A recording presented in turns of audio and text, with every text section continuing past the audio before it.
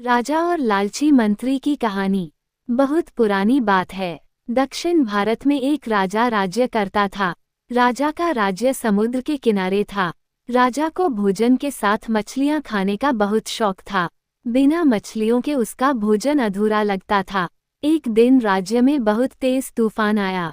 किसी भी मछुआरे की हिम्मत नहीं हुई कि वो समुद्र में जाए। राजा को उस दिन मछलियां नहीं मिल पाईं।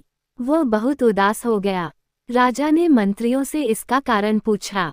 उन्होंने बताया कि तूफान बहुत खतरनाक है, कोई भी मछुआरा जान जोखिम में डालना नहीं चाहता।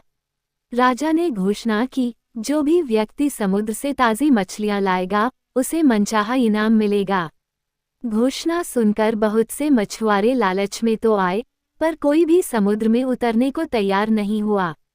परंतु एक गरीब मछुआरा, जो दरिद्रता से परेशान था, उसने हिम्मत की और समुद्र में चला गया। उसने जाल डाला और उसमें कई बड़ी मछलियां फंस गईं। वो मछलियां लेकर राजा के महल पहुंचा, लेकिन सैनिकों ने उसे अंदर नहीं जाने दिया। तभी एक मंत्री ने उसे देखा और सोचा कि राजा इन मछलियों को देखकर बहुत खुश होगा। उसने मछुआरे से कहा, राजा से जो भी इनाम मिलेगा, उसका आधा हिस्सा मुझे देना होगा। मछुआरा मान गया। मंत्री मछुआरे को लेकर राजा के पास पहुंचा।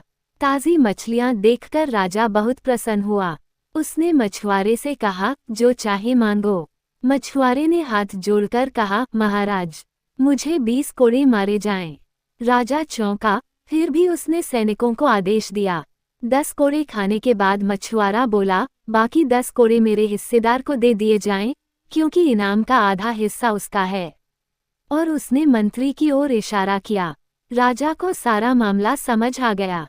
उसने मंत्री को 10 कोड़े मरवाए और फिर उसे पद से हटाकर राज्य से निकाल दिया। गरीब मछुआरे को बहुत सारा इनाम देकर विदा किया। शिक्षा, लालच का अंजाम बुरा होता है। दूसरों को धोखा देना अंततः स्वयं के लिए हानिकारक साबित होता है।